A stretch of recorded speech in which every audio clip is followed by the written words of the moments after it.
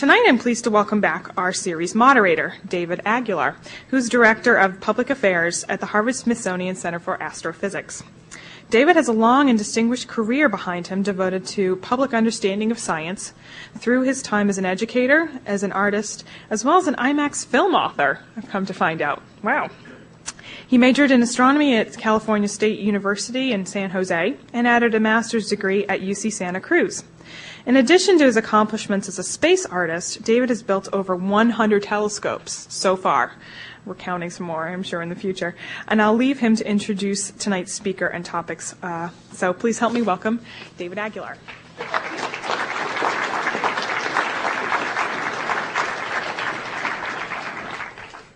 Thank you. I'd like to welcome you here tonight. This is the 2,752nd Lowell Lecture Series. Wait a minute. These numbers were supplied by the same person who's doing the employment figures at the White House right now. I would like to welcome you again here tonight. Tonight begins our three-part series of the Lowell Lecture Series, taking a look at exploring our solar system, which, as you know, is the place most of us are from.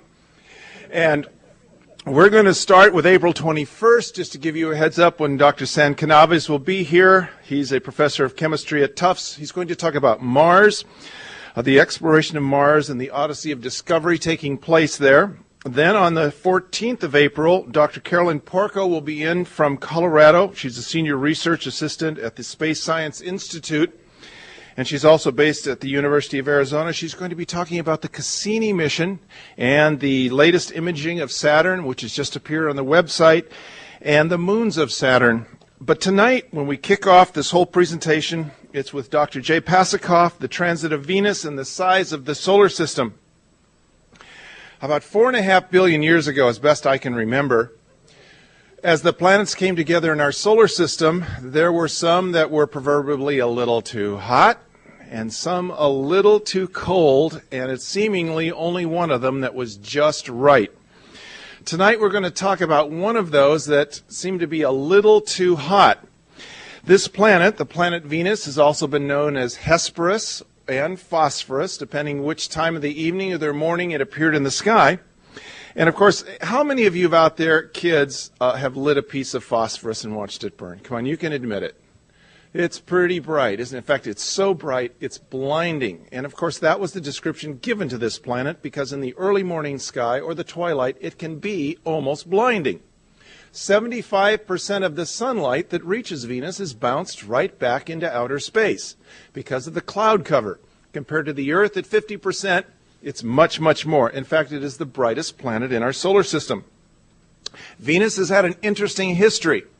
In the 1950s, we still believed Venus was a steamy world, maybe populated by dinosaurs, lush tropical jungles, large, very attractive, scantily clad women. And they were portrayed in science fiction films. Two of my very favorite films from the 1950s, one alludes to Venus and one talks directly about it. The one that alludes to it is Day the Earth Stood Still, when Klaatu, what do you say if Gort walks in the room? Klaatu Barada Nikto, because you're going to need to know that if he does, because he could destroy the world. When asked where he came from, he said, I came a long distance, 24 million miles away.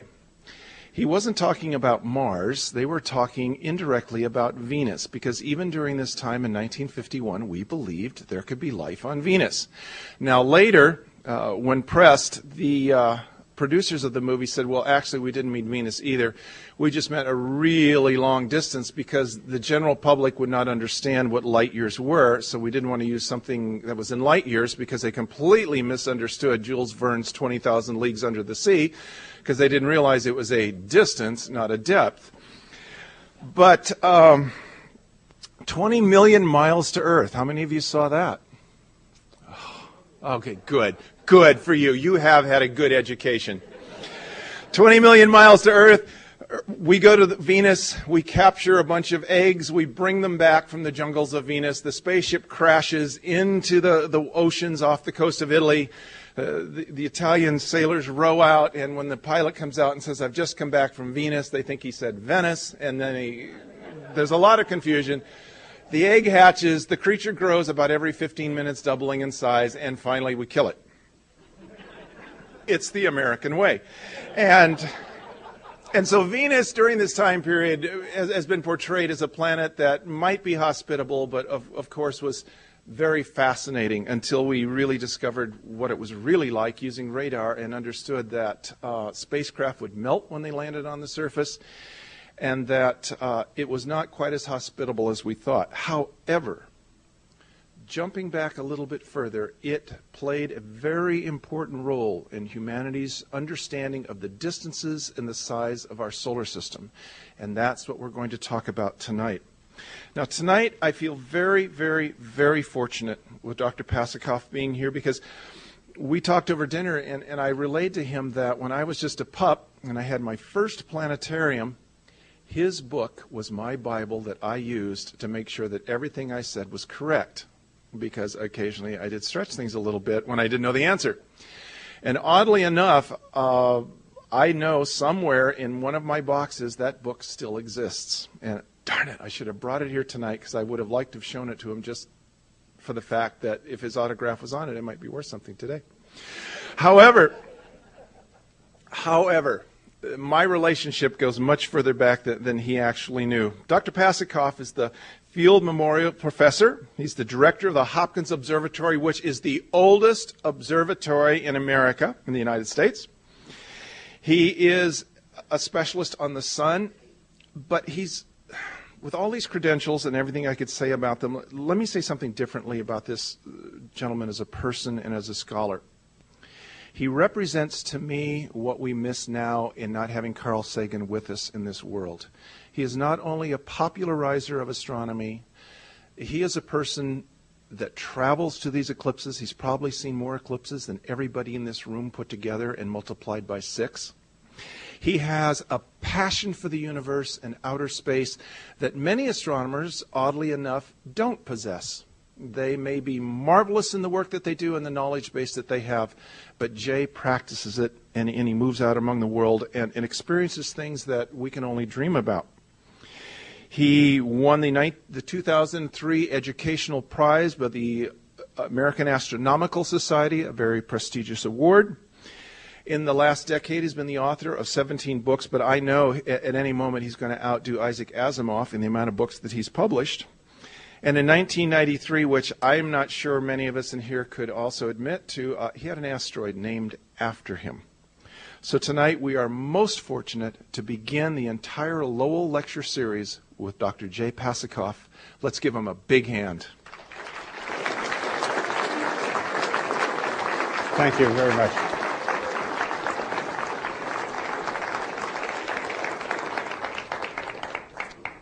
Thank you very much, David, for those very kind and generous remarks. I appreciate it. And I'm very glad and flattered and honored to have a chance to give you the first Lowell lecture of this season. We have a very unusual event to describe. I've seen, as David mentioned, a lot of eclipses, but eclipses do come around. Total eclipse every year and a half, and actually an individual eclipse 4 or 5 times in a given year. Whereas there has not been a single transit of Venus since the year 1882. So not a person alive on Earth has seen a transit of Venus. And I am very privileged, and I hope we're all very privileged, to survive the next couple of months till we get to June 8th, 2004, when we will see this event. What happens at a transit of Venus used to be the key to the size of the solar system. It was the most important thing going on in astronomy for hundreds of years, and I propose to tell you about it now. In fact, John Philip Sousa wrote a march, the Transit of Venus March, right in 1882, right after the eclipse. I wanted the museum to bring in a marching band at this point, but the band had the night off today.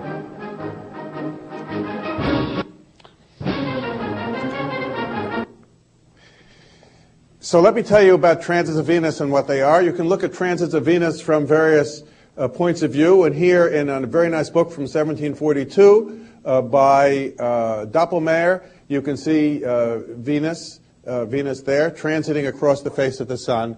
And in fact, the transit is when an object goes right between us and some other object. So what we're talking about is Venus transiting across the face of the sun. This is different from an occultation where something goes behind. And today from the Chandra Observatory, which of course is this wonderful spacecraft from the Harvard-Smithsonian Center for Astrophysics, there was an announcement of the moon going in front of the Crab Nebula, and it wasn't really clear what was transiting and what was occulting, because the moon was transiting across the big nebula, but occulting a little object in the middle. So there are these wonderful combination of things which get linked with eclipses in being the foolish specialty that I have, in that I actually have to make the equipment work and be in the right place at some instant in time. Because unlike normal observations of the Pleiades, say, you can see them tomorrow if you don't see them today. But this transit of Venus, we get one chance on June 8th, and an eclipse, you get one chance for however many seconds or minutes. I could do without this spot, if that can be turned off, and maybe we'll even see the, thank you, the transit image is better.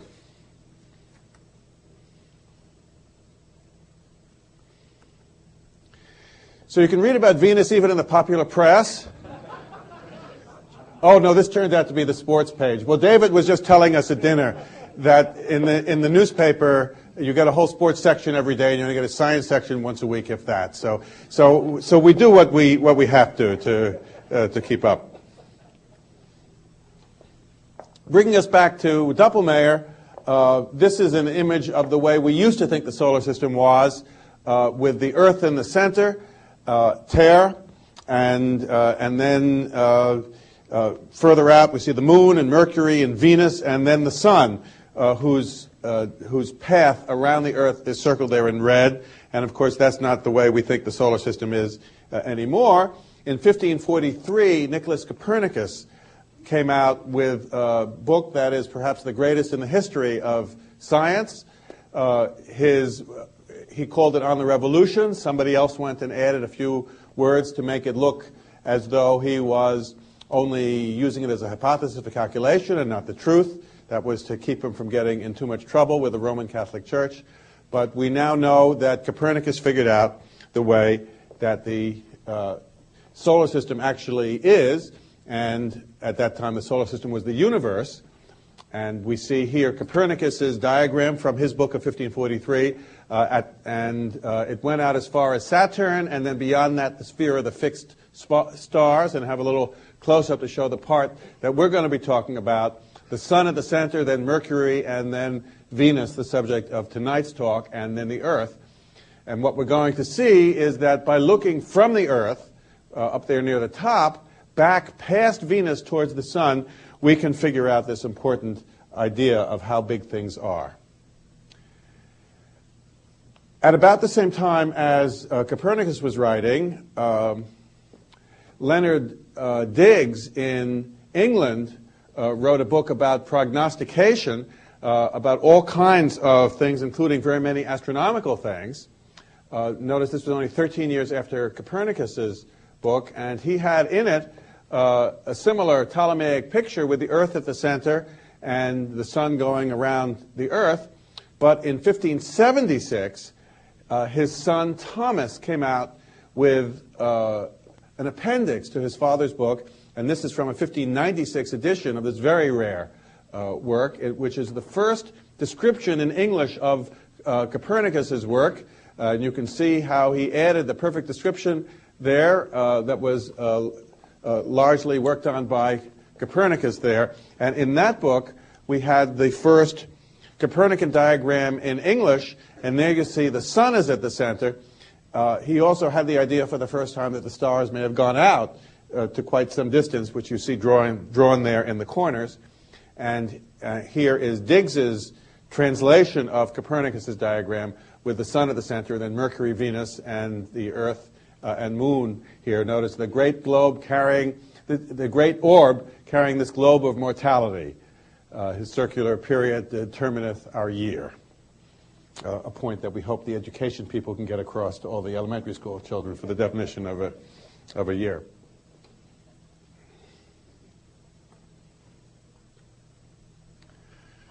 Now, in that book, in fact, they had a picture of something they didn't really know much about, which was the relative sizes of things. And you see, they had the globe of the sun at the top and Jupiter at the bottom. So they knew it was bright and big. And then the Earth and Mars, more or less the same size, and Venus much smaller there, drawn in the middle.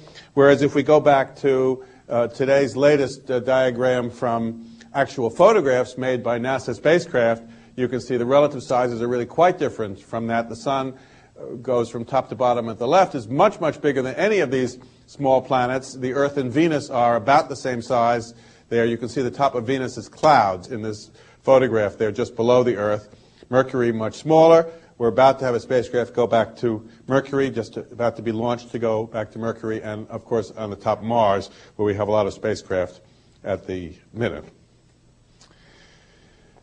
Now, later in that century, in 1596, a young mathematician named Johannes Kepler was trying to figure out how the solar system was put together. He realized that there were 6 geometric solids, and there were 6 planets. So there must be 1 planet per solid for its orbit, and he fit them together in this very beautiful diagram. And if we look at the inner part of Kepler's arrangement there, you can see the sun lying on its side there in the middle. It shows how he thought it might fit together. But he soon was able to go and work with the great scientist Tycho Brahe, who had made observations of how Mars moved in the sky in particular. And Kepler eventually got Brahe's, or mainly known as Tycho's observations, and was able, with much difficulty, to figure out a series of important steps which were later codified into 3 laws of motion, which we know as Kepler's laws. And his first law, the planets orbit the sun in ellipses with the sun at one focus. And here we see his Astronomia Nova. You see the top line there, the book in which he had these ideas published there. And the bottom, you see his name there, Johannes Kepler, if you like my Latin pronunciation. Pardon my Latin pronunciation. Now his second law, the line joining the sun and a planet sweeps out equal areas at equal times, shows why the sun appears to move across the sky with different intervals, and is the current explanation of why our seasons are of different lengths. And what we're going to deal with particularly now is his third law, which he took another 9 years to publish in a book called Harmonices Mundi. He actually had the music of the spheres.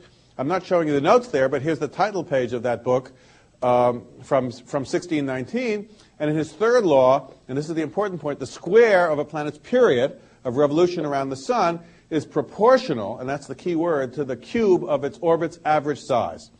So you could measure how long something to go around. You could measure something's period, and then you could link that by proportionality to the size of the orbit. And that told you that Mars was 1.5 times further out than the Earth, and Venus was 70% further out than the Earth. But you didn't know how far anything was from anything else. And so they didn't know the sizes, they just knew how things were arranged. So the key was, how could you find any distance from anything to anything else? And once you knew that, you could go back into all these proportionalities and figure out how big things are. And but Kepler did not have the ability to do that in his Harmonices Mundi. What he did have the ability to do was to use his new ideas to compute tables that allowed people to calculate what was going on in the solar system with greater accuracy than they had before. He had patronage from the Holy Roman Empire, Emperor Rudolph, and in his Rudolphine tables that are shown there, he had these calculations shown. Here's the frontispiece of Kepler's book here, and Kepler himself is shown working away over here. And the different scientists are shown here, and you can see as we go from Ptolemy up to Copernicus, the quality of the column improves, and you finally get to really wonderful columns by the time you get up to Tycho Brahe, from whose observations he used.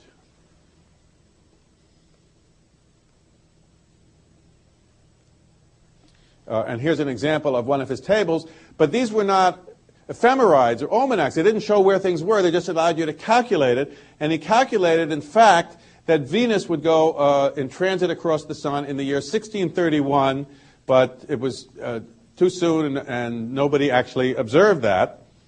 But a young astronomer, a young amateur astronomer named Jeremiah Horrocks, figured out that Kepler had overlooked something and that his Rudolphine tables actually also showed that there would be a transit in the year 1639. And he set out to observe it.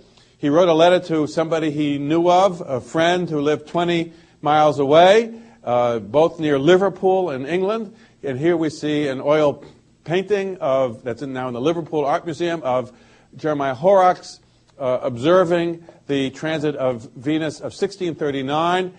He came home. He said he was called away unavoidably, and he got home at noon on a Sunday, so people are wondering whether he had to go to church. Did he have a role in the church? We don't know any of those details, but he did come home. He found Venus already in transit across the face of the sun, and he and Crabtree observed it, although Crabtree only threw a hole in the clouds, and he was so excited by seeing it that in fact, he didn't make any measurements at the time. A problem we sometimes have at eclipses. So here are all the transits recently. In 1631, nobody saw it. 1639, Horrocks and Crabtree saw it. And now the thing about the transits is that Venus's orbit is inclined to the Earth's orbit, and so they both have to be in the right places on this side or on this side, which take place in June or December, in order to actually see a transit. Otherwise, they're too high or too low. And the way it goes is it keeps going around a little bit, so you'll get one, you get another one 8 years later, and then they won't be in the right place in the right time for over 100 years. So there was an interval from 1639 to 1761 with no transits, and then 8 years later another transit, and then there was an interval of another 105 years to the ones in 1874 and 1882, and now we've had to wait another 122 years until the transits of 2004 and 2012. The importance of these transits was worked out by Edmund Halley, who figured out that if you looked from the Earth towards Venus at the sun, depending where in the Earth you would be, Venus would project onto the sun. And if Venus were very close to the sun, the difference wouldn't be very great where it was on the sun. But if Venus were up close to the Earth, the angle would look very different. Technically, we call this parallax. And Halley figured out that if you could observe Venus from a lot of places on Earth when it transited the sun, you could figure out how far Venus was away. And then remember, once you have any distance, you can go into the proportionalities and tell you about the whole solar system. Nowadays, we can bounce radar off Venus. In fact, we can even bounce radar off the sun directly and know all the distances very precisely. But for hundreds of years, this was the only way we had for knowing how big the solar system was. It was really a major question, the major noble question, it was called in astronomy, to figure out the size of the solar system by this method. And Halley was interested in, of course, comets, and figured out the orbits of comets. And in this work on a synopsis of the astronomy of comets, he did discuss, if you look just before the middle there, wherefore such transits of comets do afford us the very best means, though they seldom happen, to determine the distance of the sun and the Earth, which hitherto has only been attempted by Mars in his opposition, or else Venus in perigee. And that's the method that he worked out in great detail.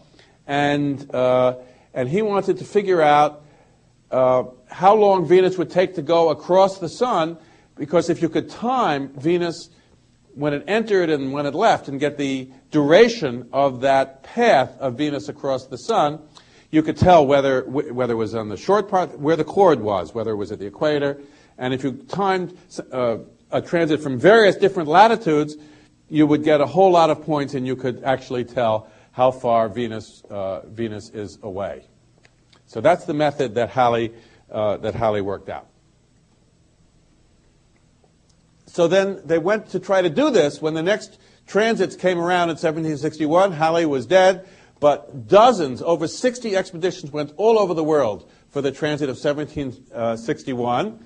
And in fact, they thought they could time the time when Venus went inside the sun completely and outside from the sun completely to about a second, and measure the interval and get the distance of the size of the solar system very precisely. But it turns out that when Venus went inside the sun, and went inside a little bit, a black spot arose between the edge of Venus and the edge of the Sun, which you can see drawn there in this article from the Philosophical Transactions of the Royal Society of London.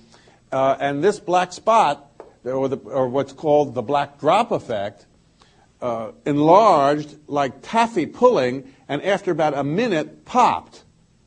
So the uncertainty became most of a minute instead of a second, and the measurements were not at all precise, and therefore we didn't know how big the solar system was to the precision that they had hoped to do. So this black drop effect has been a major problem in the transits of Venus for the next couple of hundred years. But these dozens of expeditions did go all over the globe to see that transit in 1761. And then in 1769, shortly before that, the British Admiralty decided to have an expedition to Tahiti to see the transit of Venus. And they hired a young lieutenant, James Cook, and they gave him a ship, which made him Captain Cook, and sent him off to the South Pacific to observe the transit of Venus. And they said once he was there, he could explore around after he finished his main task, which was to carry an astronomer, Green, to Tahiti to see the eclipse. His journal has now been digitized. It's available on CD. And here is the entry for June 3rd, 1769. And if you have any trouble reading his handwriting, I have a transcription right here. This day proved as favorable to our purpose as we could wish. Not a cloud was to be seen the whole day, and the air was perfectly clear, so that we have every advantage we could desire in observing the whole of the passage of the planet Venus over the sun's disk. We very distinctly saw an atmosphere, or dusky shade, round the body of the planet. So that's another thing we can look for, this backlighted ring of atmosphere around Venus. But also it or something, and it turns out it was not it, very much disturbed the times of the contacts, particularly the two internal ones. Mr. Green and myself, we differed from one another in observing the times of the contacts much more than could be expected, and that's the problem with the black drop effect. So here are Charles Green's observations. There, a series of his observations. You can see the atmosphere at the top in the figure 5, and below that you see, especially in the bottom one, you see this black drop linking the edge of Venus with the edge of the Sun. Here are Captain Cook's own observations. Again, you see the atmosphere and you see the black drop effect that gave him different timing from this adjacent astronomer, Charles Green.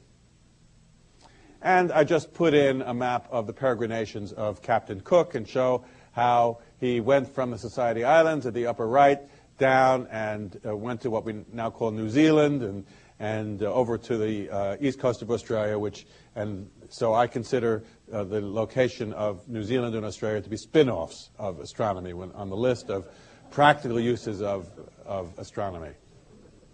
And in Australia in particular, the next time the transits came around in 1874, they had major expeditions to there, and they were able to observe themselves from the Sydney Observatory and other places. And there were interesting books. This book in particular was published with the observations from Sydney, and you can see a spot on the disk of the Sun for Venus transiting here, and enlarged you can see the atmosphere here and the black drop as it is coming across. And here's an internal view from the book of just about where Venus is entering, and some aspect of the black drop effect is visible there. Now, by this time, there was photography that was advancing rapidly, and they tried to see if they could get better observations with photographs than they could with the visual observing that had been done. And by 1882, we have these photographs of the transit of Venus. At the left by Mariah Mitchell, the famous astronomer who, when she was a young woman on Nantucket, discovered a comet and won the King's Gold Medal from the King of Denmark, became very famous, became a professor at Vassar College, and she and her students made that photograph on the left. And on the right, one of the observations from a team of U.S. astronomers. The U.S. Naval Observatory coordinated sending American astronomers all over the globe for the transit of Venus. So here are actual images of the last transit of Venus up to this time. Now, there were some observations made at the Lick Observatory. They were recently found in the archives. We hadn't realized they were there, and animated into a movie here. And you can actually see the progress of Venus on the surface of the Sun in 1882. So Anthony Misch and William Sheehan just put this together, and supplemental to the handout that you have, there's an even newer book by Sheehan called Transits of Venus. And Professor David Todd went from Amherst College out to the Lick Observatory to make these, making the mistake of leaving his wife behind, who wound up with a boyfriend there and came back in a menage. I won't go into the menage a trois. It's another lecture, but and the relation with Emily Dickinson, who there are a lot of interesting spin-offs of this astronomical research. In any case, if we look up at one of the last images there, you can see at the top in this color coding here the black drop that's not quite sealing off Venus inside the edge of the Sun, again keeping the timing from being made very precisely. You can see in the bottom that Venus is actually just tangent there. We can now do this kind of curve fitting, but they couldn't do that then.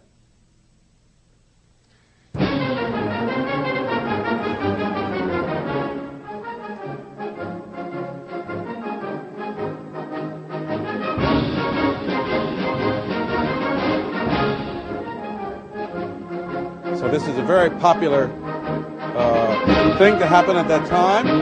Sousa wrote about it, and then some years later he wrote a novel on the subject called The Transit of Venus, the worst novel I've ever read. I read it a couple of weeks ago.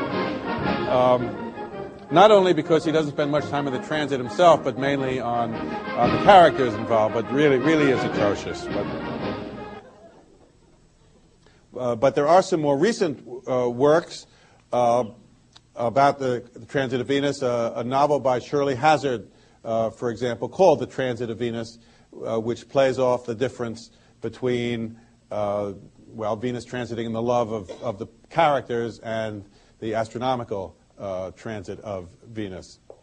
Also, in these transits in 1761 and 1769, a very interesting story is that of the French astronomer Guillaume Le Gentil, who was also the subject of a play called The Transit of Venus that my wife and I had the pleasure of seeing a few years ago by a young Canadian playwright. And there, too, there's a theme of that he left his fiancée behind when he went off to see the transit of 1761. So he left in 1760 and took a ship to Pondicherry in India, where, as he arrived, he discovered the English had taken Pondicherry. He wasn't allowed to land. So he saw the transit from sea, but at that time they only had pendulum clocks. You've all read Davis O'Bell's Longitude, no doubt. They didn't have the right clocks. So he was at ship, and the ship was shaking, and he saw the transit, a beautiful sky, but he couldn't make the observations that he had to make because he was on the ship. So he said, I'll stay, because there was only 8 more years for the next transit. So he stayed there, and he went to Manila for a while until he was about to be arrested there, and finally came back in time for the transit. And it was perfectly clear in the days leading up to the transit and the morning of the transit, and then a couple of hours before the transit, it clouded up entirely, and he didn't see the transit. And then he tried to get home, and there was one ship he didn't take that was captured by pirates, and so he wasn't on that, but then he was, in fact, shipwrecked, and then he got dysentery, was in the hospital, etc. He wound up, as his later memoirs said, after 13 years, 6 months, and 13 days. So he knew how long he'd been away, and he came back to discover that he'd been declared dead, and his seat in the French Academy had been given away, and his heirs were just about dividing up his estate. But he was able to recover from this, and they did make him a new seat in the French Academy, and he was able to get his money back. In fact, he did marry, and they had a child. He actually had a long and happy life thereafter. Fortunately for himself, dying just before the terror would have killed him anyway. So that's one of the stories of a scientific expedition that may be the longest expedition that we'll have until we start sending astronauts to Mars or maybe Jupiter. I'm pressing the wrong button here, excuse me. Anyway, I then learned about transits of Venus, and that was coming up, and that scientist at the University of Texas, Brad Schaefer, gave a historical paper that showed that more than half the people writing about the transit of Venus said that the black drop effect was explained by Venus's atmosphere, and that this was actually wrong, and that people were still publishing papers with this wrong information in it. And I had been working with Leon Golub. You saw Leon Golub's name on the opening slide, scientist who built the telescope for a spectacularly successful spacecraft, the Transition Region and Coronal Explorer, known by its acronym as TRACE, run out of the Harvard-Smithsonian Center for Astrophysics. And I teamed up with Glenn Schneider, whose name was also there, to analyze the data, not of a transit of Venus, because remember, we haven't had one since 1882, but of Mercury. Now, Mercury goes around more quickly than Venus, and it's in transit a dozen times a century. So we had more opportunity for that. And we were observing Mercury from outside the Earth's atmosphere, because the spacecraft is outside the Earth's atmosphere, and Mercury has no atmosphere, unlike Venus. Yet, we saw a black drop effect. So therefore, you didn't need an atmosphere, not our atmosphere, not its atmosphere, to have a black drop effect. And we set out to explain how you could have a black drop effect without any atmosphere. So let me first show you some of these observations from the transit of Mercury of 1999. It was a grazing transit, as you see. And I will mention that Mercury is smaller than Venus and it's further away. So Venus is actually 5 or 6 times bigger than this spot here. It's still small compared to the Sun. And these are observations from the Big Bear Solar Observatory in California, where I had the pleasure of doing my postdoctoral studies there. And various places all around that could observe the transit of Venus did observe it. And here's the view, one of the views from the TRACE spacecraft, which is of exceedingly high quality, of high resolution. And every once in a while you get some particles from space coming in, cosmic rays. And if we enlarge that view from TRACE, you have the ability to look with various filters from TRACE. And you can look at the solar corona. The Sun is bigger with a corona than otherwise. And so Venus went substantially inside. But if we look at continuous radiation, you see it really is just a grazing transit. And if you look in white light, and you look carefully, you can see there is this join. There is a little black drop effect there. And I'm going to show you stills in a minute just to single that out, but I'll just play this movie a few times. And the transit lasts some hours, and there are many minutes in which this black drop effect is visible. And let me show you one more set of images from what's known as the Gong group. And in Learmonth, Australia, they could see the transit there, and when it couldn't see it anymore in Udaipur in India, they were seeing it. This is just the totality of things here. And then they picked it up at Canary Islands because this network goes around the world so that the Sun is constantly in view. So we're monitoring the Sun all the time. And on this image, notice that the Sun is darker near its edge than at the center. This is known as limb darkening here. The Sun's limb is darker because of the slant at which we're looking through the gas at the edge of the Sun. And this turns out to be an important part of solving the problem of how there could be a black drop effect. And that was an unanticipated additional point of view. So if we look at these trace observations of the 1999 transit of Mercury, you can see for a whole interval of time here, many minutes, there is this little black drop effect in joining the outside the Sun with Venus. And the next image will just enlarge that. And of course, when you really work on it in detail, you take the image and you do all kinds of image processing to bring out the image as best as you can, which was done here. And a real enlargement shows this black drop effect, and here are these equal intensity contours, and you can see how the contours deviate here near the edge of the Sun. And so basically what we showed was that if you consider the rate at which the Sun darkens near its edge, its limb, and you consider the inherent blurring, known as the point spread function, of the telescope, because the TRACE telescope is a finite-sized telescope, those two things together can account for the black drop effect between linking Venus and the Sun. And if you subtract in the computer these two effects from the image you saw a little while ago, then we're left with only a perfectly round image with no trace left of the black drop. So we have succeeded in explaining the black drop effect for Mercury as a combination of the effect of limb darkening and the finite size of the telescope. And therefore, these things undoubtedly are working also for the transit of Venus, and we are now waiting to apply this to the next transit of Venus. There was another transit of Mercury in 2003.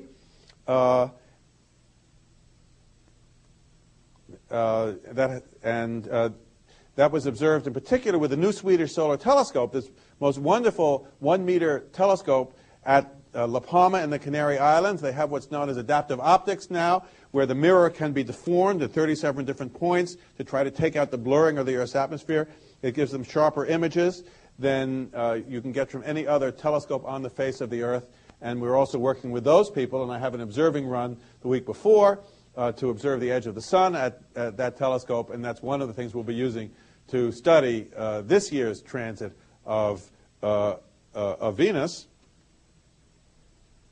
In the meantime, the TRACE spacecraft observed the transit of Mercury, but notice it observed it at this fairly small scale, and it observed the whole thing, and in order to observe the whole thing, they set an image compression in a way that didn't lend itself to our kind of data reduction as the 1999 one did. And it's a good thing we figured that out with the transit of Mercury, because we'd already done it once successfully, and though it wasn't our intention that this would happen, we're glad to learn about at least that pitfall. So we may have other pitfalls in our observations of the transit of Venus this year, but we hope we won't have that one.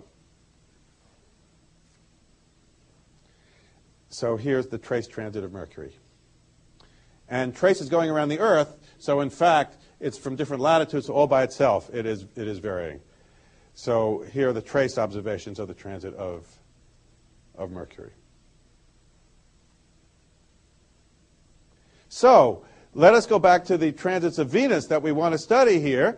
We now have this one coming on June 8, 2004. We'll get another chance in 2012. In 2004, the transit will cross. You can see the size of Venus relative to the Sun, which is bigger than Mercury. It will cross near the bottom edge, and then in 2012 it'll be at the other edge, and then after that it'll go off the edge. And if we want to look at the path here, in Boston, the transit will be in progress at sunrise. So for about an hour and a half after sunrise, low in the east, you should be able to observe the transit of Venus. It is against the Sun. You do have to use suitable filters or project it to observe the Sun safely at any time. It's just about big enough to be able to be seen with the naked eye if you have excellent seeing, just at the limit of what the eye can see. So it is better to have some kind of enlargement to see this image. To see both transits, I want to see two black drops to see if what I've been talking about actually looks the way I think it's going to look. And so I want to be in this area here in Europe or Asia or this part of Africa here. In 2012, then you'll get the transit in progress at sunset. It will have started earlier, and we'll probably go off to Hawaii to try to observe that transit in 2012. You will get a chance to see a transit of Mercury for the next time in 2006. The 2003 one, I wanted to see the black drop effect. I decided to see it from the United States. It was again low in the horizon. My friend Peter Focal, who couldn't quite make it tonight, has a little observatory in Nahant. I arranged to go there. We tested it all, and there was morning fog in Nahant. And so the sun rose and rose and rose, and it burned off about 20 minutes after the transit ended. And so I didn't get to see it, and I felt bad until I heard from somebody who had gone out to Albany, New York, which is near where I live, and saw it from the airport. But in any case, we will get another chance to see a transit of Mercury in 2006. But for 2004, I'm very glad the Committee for Research and Exploration of the National Geographic Society has given me a grant to study this from the TRACE spacecraft and from the ground. We got an extra student from Sigma Xi, and if any of you want to see more of that, I actually have a website at transitofvenus.info. Here's a computer calculation showing what the transit will look like at that time.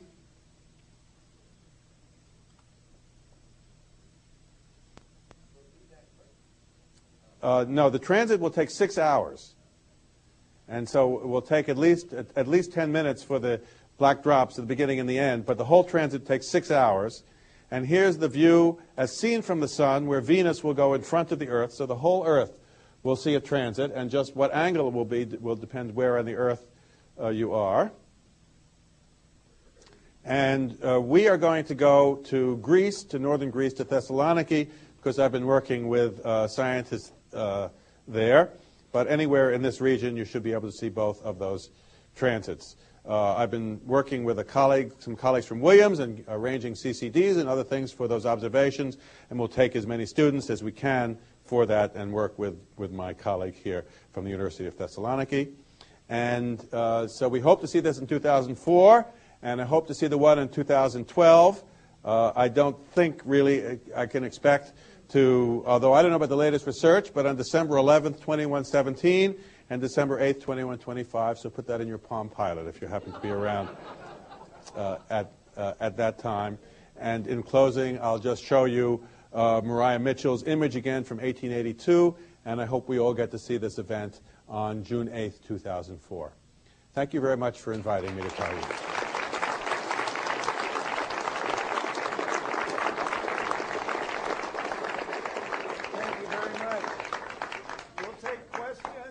Like 10 or 12 really good questions. Really good ones. About the caliber of what Condoleezza Rice is going to get tomorrow. All right. Well, right Rice esteemed was the headline I saw. Yes. In looking at your numbers, I wonder if you could explain in layman's language. There's a 243-year periodicity of this thing. It seems to go 8, 121, 8, 105. 8, 121, 8, 105. Why the difference? The 2 8s, I think I can understand. That's pretty period. But in the 243, I don't see a split equally in half as if it were perfect time. Well, yeah, it should be 122 years, then 105 years. And, well, there are 2 ways to answer that question. And the first way is to give the answer to the question you asked. The second is a way I discussed a little bit with Kerry Snyder, the Vice President of the Museum for Educational Programs before, that there are different kinds of astronomy and astrophysics, and I'm an astrophysicist. So I'm interested in what Venus is like and the atmosphere of Venus, and I haven't discussed the spectroscopy we hope to do with the atmosphere and find out what the constituents of the atmosphere are.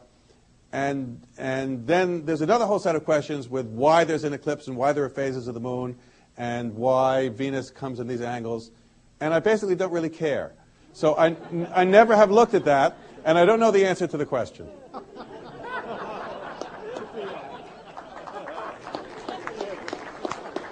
And the educational point, basically, is, and if you look up the new Journal for Astronomy Education Review, I have an article in the first issue on Bill Weller on the front page is shaking his head on phases and seasons.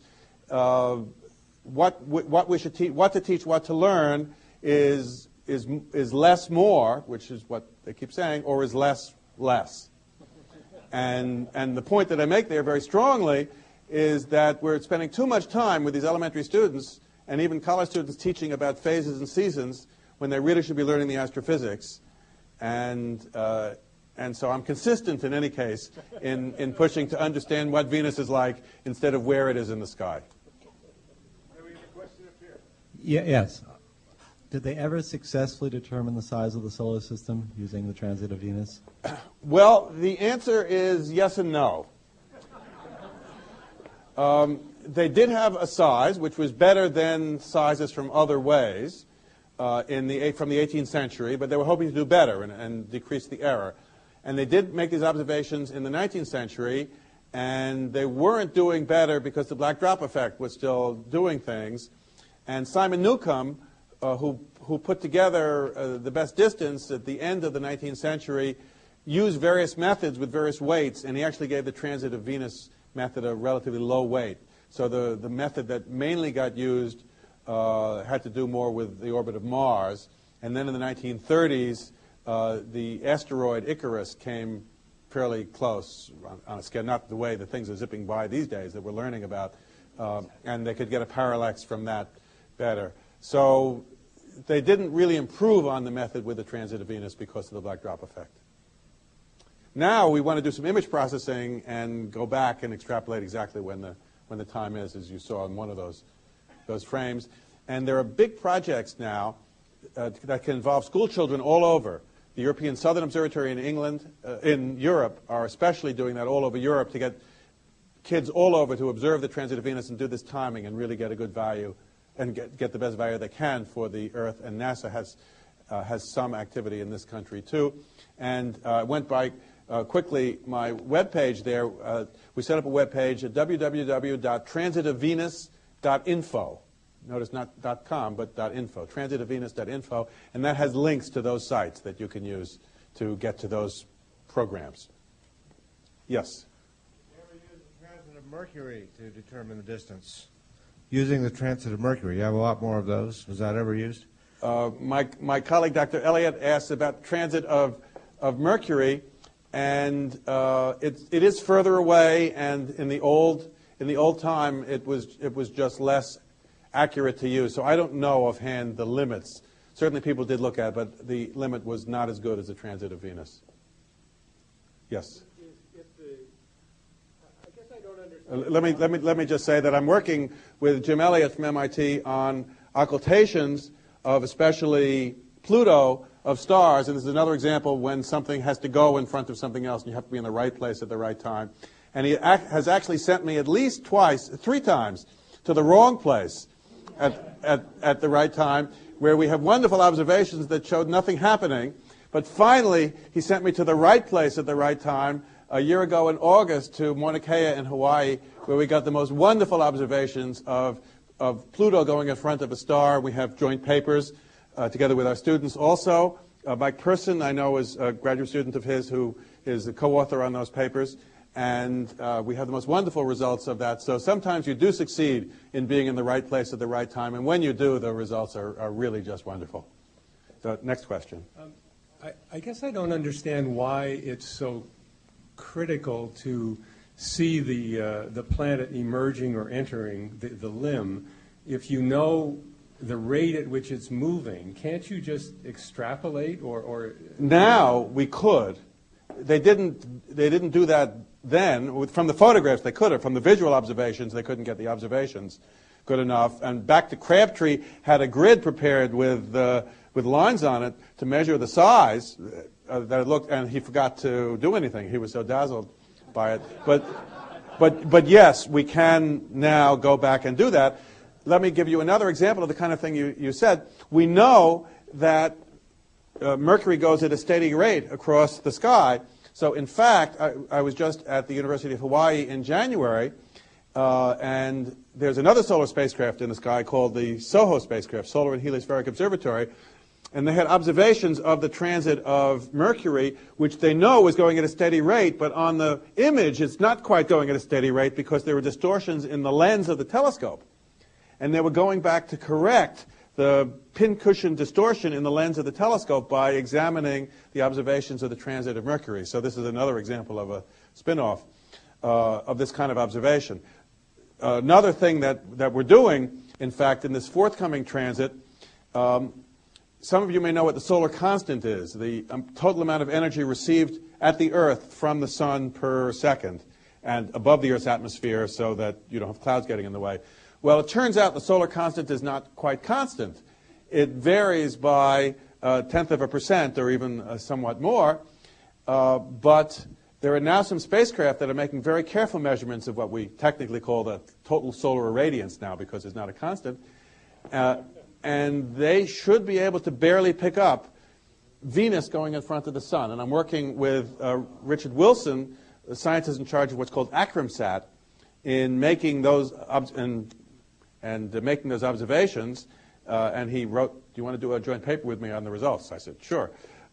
When Venus goes in front of the sun, we're going to get those total look for the total drop. This is important because we are now looking at exoplanets, planets around other stars, and there are at least a couple that are transit. We discovered one that way, and there's another one that was known about. We can actually see it, see the total light coming from the star drop when this planet transits. And we would like to see that effect really on Earth to really know what happens there. And that's one of the reasons we're going to observe in June and try to use AcromSat. And Glenn Schneider has just gotten time, yesterday was confirmed, at the Stewart Observatory telescope, which is in Arizona, which, as you saw from the map, is not in the transit. He's going to look at the moon. He's going to be with us in Greece, but he has people back there looking at the moon because 5 hours after the transit from the Earth, it'll transit the moon, from the moon, and therefore the total amount of light on the moon should drop by 0.1% of the solar brightness. And you get because that's the total light from the sun, and they'll see whether they can pick it up in the moon. And we're going to try to apply all this to the way exoplanet transits look. Another question. We'll give a chance to the left side here. Hi, thank you so much. I don't know how to use this microphone, so. Okay, good. Thank you. When Ole Romer determined the speed of light by looking at the difference of times of the occultations of Jupiter's moons, did he make any use of the 1631, 1639 transit data, or did he determine the distance by a different method? Romer is a very interesting character, and in fact, my wife and I were at the Romer Museum north of Copenhagen, where a lot of his things have gone, and he was looking at differences in the timing between the occultations of Jupiter's satellites as Jupiter was going away and it was coming towards us, and discovered that the speed of light was finite. He didn't actually have a value for the speed of light, though many people say he did incorrectly in textbooks. So I'm not aware of any mention of any distance there, and you didn't need a distance. He wasn't really being numerical, but he was finding this qualitative difference. I see. That's interesting. Thank you. Welcome. Yes? What are you going to be able to learn about Venus from the transit? Well, we are working on getting spectrographs set up. In particular, at the New Swedish Solar Telescope, with the adaptive optics, they don't have a spectrograph, and they've been working to get a spectrograph there in time. We've spoken to some Venus atmosphere experts in Colorado who have told us what spectral bands there should be molecules that should make bigger absorptions in the spectrum at the time of the transit. So we are going to try to look at a slant through the atmospheres for those spectra and to look for those molecules. Another question? All right. Thank you very much. Can we turn this on?